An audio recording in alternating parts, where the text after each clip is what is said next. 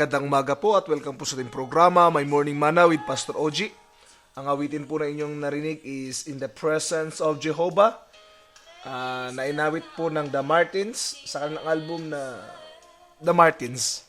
So umagang ito, wala pong pagtatagal, ay buksan po natin ang ating mga Biblia sa aklat po ng 1 Corinthians, 1 Corinto, Kapitulo 6, versikulo 12 hanggang 20 po. Ganito po ang pagkasabi sa atin pong salin. May magsasabi ng ganito, malaya akong gumawa ng kahit ano. Kung sa bagay nga, ngunit hindi lahat ng bagay ay makabubuti sa inyo. Mari ko ring sabihin, malaya akong gumawa ng kahit ano, ngunit hindi ako paalipin sa anumang bagay. Sasabihin naman ng iba, ang pagkain ay para ba sa tiyan at ang tiyan ay sa pagkain? Totoo, ngunit pareho itong sisirain ng Diyos. Ang katawan ay hindi para sa pakikiapid, kundi para sa Panginoon, at ang Panginoon naman ay sa katawan. Muling binuhay ng Diyos ang Panginoong Hesus, at tayo may muling bubuhayin sa pamamagitan ng kanyang kapangyarihan. Hindi ba ninyo alam na kayo'y mga bahagi ng katawan ni Kristo?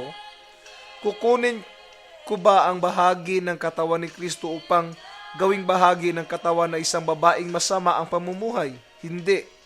Hindi ba ninyo alam na ang pakikipag-ugnayan sa gayong babae magiging kaisang katawan niya?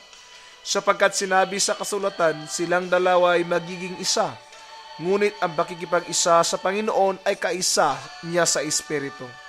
Huwag kayong makikiapid sa alinmang ibang kasalanan na ginawa ng tao. Iba ang napipinsala, ngunit sa pakikiapid, sariling katawan ang kanyang pinipinsala. Hindi ba ninyo alam na ang inyong katawan ay templo ng Espiritu Santo na nasa inyo at tinanggap ninyo mula sa Diyos? Ang inyong katawan ay hindi talagang inyo kundi sa Diyos. Binili niya kayo sa malaking halaga, kaya't gamitin ninyo ang inyong katawan upang mapangaralan ang Diyos. Ang Diyos. Sa umagang ito, ang topic po natin is return on investment. Hindi po tayo mag-uusap ng negosyo ngayon. What I am trying to convey or to deliver is the investment of Christ given unto us. Ano ba ang ating ibinalik sa investment na ginawa ng ating Panginoon? Sinabi doon, binili tayo ng Diyos. Kaya nga po, sinabi sa atin ng Biblia, sabi niya doon, kayo'y binili ng Diyos, hindi na kayo pagmamayari ninyo. Therefore, glorify God in your body. Let Christ be exalted in our lives. No? Bakit? Because this are not belongs to us, it belongs to God. The good news is this. Kung tayo po ay bahagi ni Kristo at naging bahagi ng kanyang katawan, tayo'y pinag-isa kasama niya. At kung tayo'y pinag-isa kasama niya, ang kapangyarihang meron si Kristo ay atin din pong magagamit at atin din pong tinatanggap sa buhay natin. Kaya nga po sinabi ng Biblia, flee fornication. Every sin that a man doeth is without the body, but he that committeth fornication sinneth against his own body. And if we sin against our own body, we are just rejecting Christ in our lives. No, para bang tinatakwil natin si Jesus Christ. It seems that we are uniting our body with an harlot. We are making our life, apart from Christ.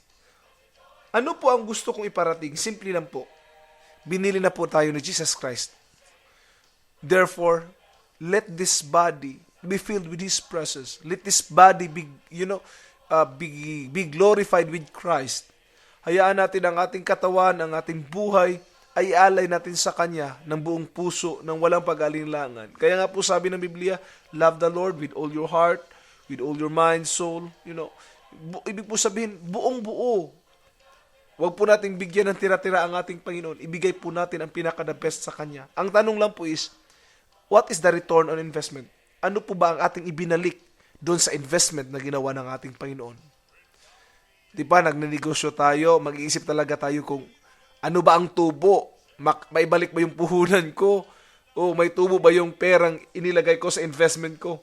The same is true with Christ. No? Maaari nag-iisip ang Diyos na ano kaya ang balik nito? But God knows that He has done this because He loves us. But in our behalf, what we have done to return the investment that Christ has made. This is the time to reflect. Return on investment. Ano ba ang pwede natin maibalik sa investment na ginawa ng ating Panginoon?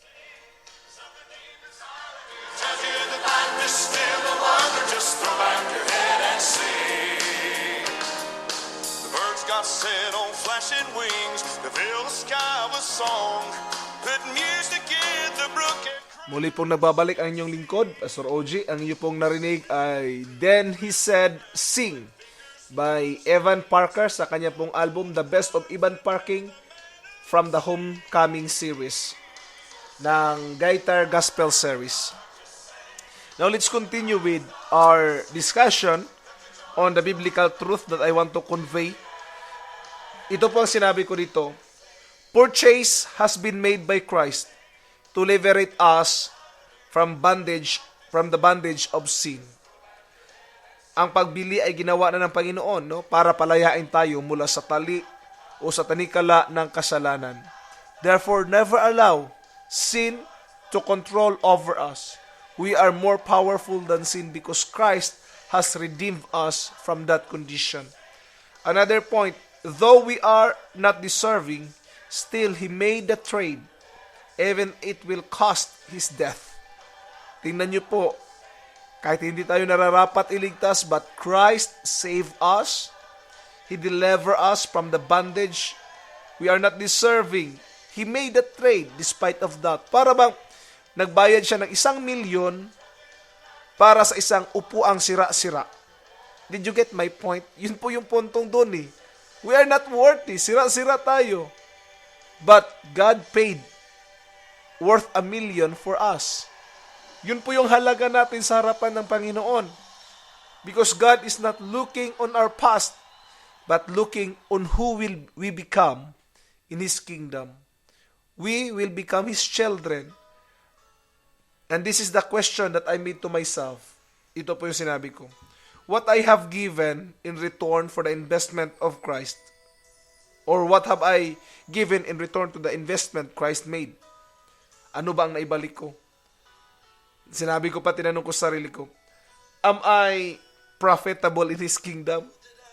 Kasi minsan, totoo, nagtatanong ako minsan, kapatid, meron ba akong halaga sa kingdom na ito? Meron ba akong malaking contribution? Kasi, kung hindi naman pala ako functional sa kingdom, alisin na ako ng Lord, no? Kasi ito po ang pagkakaalam ko sa isang negosyo. Pag may isang bagay na hindi na nagfa-function ng tama at imbis na magdadagdag ng income ay nagdadagdag ng expenses para sa akin, investment-wise, tatanggalin ko na siya. Itatabi ko na siya.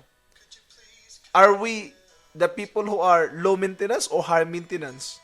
Are we high productive or less productive? Yun po yung tanong. Are we returning to the investment Christ made for us? Church, I want to challenge you. We have to ask this question. Am I more productive yet less maintenance facility? In short, worthy to keep and worth the investment made? Sana ganun tayo. We are more productive and less maintenance. Baka baliktad, no? Yung kabaliktaran naman is less productive yet more maintenance. Yun po yung problema. Kung ganyan po ang ating makina, itatapon na po yan. But Christ was so patient for us. He still love us. He still keep us.